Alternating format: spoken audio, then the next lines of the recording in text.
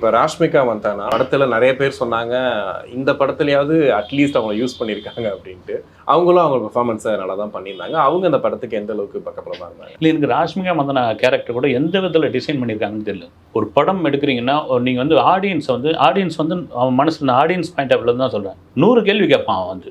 அந்த 100 கேள்வியில் வந்து 50 கேள்விக்கான பதிலை வந்து நியாயப்படுத்திட்டீங்கன்னு வச்சுங்க, படத்தை வந்து அந்த படத்தோட ஒன்றிடும், சாட்டிஸ்ஃபைட் அப்படின்னு ஆகிடும். ஆமாம், நீங்கள் இன்னைக்கு சங்கரை விமர்சனம் பண்ணலாம், மற்ற டைரக்டர்கள் விமர்சனம் பண்ணலாம். அவருடைய முந்தைய படங்கள்லாம் பார்த்தீங்கன்னா அதுக்கு ஒரு இது உண்டு. இதில் வந்து ஒரு ரயில்வே ஸ்டேஷனில் உட்காந்துருக்கிற பொண்ணு திடீர்னு ஒரு பிச்சைக்காரனை சந்திக்கிறா.